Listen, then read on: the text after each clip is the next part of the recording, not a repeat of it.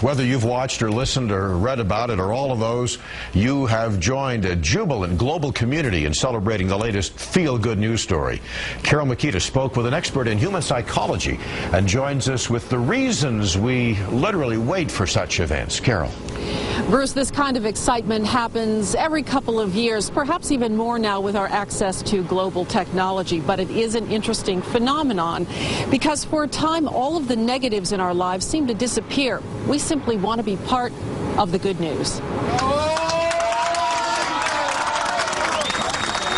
We feel like we know him, the latest Chilean miner brought to the surface. We cheer, shed tears of joy. We are part of the celebration. It's something experts say we long for.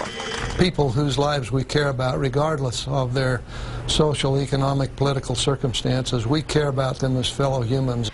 During these events, Dr. Erickson says, we forget about the economy, politics, even personal problems, and join with millions to wish, hope, pray. April 1970, thousands filled Grand Central Station. The entire world held its collective breath, fearing the damaged Apollo 13 would burn up as it hit the Earth's atmosphere. But the capsule splashed down in the Pacific. The astronauts emerged alive and well. In 1987, 18-month-old Jessica McClure fell into a well near her Midland, Texas home. She remained stuck for 58 hours. Again, people around the world watched as cheers went up when she was pulled to safety.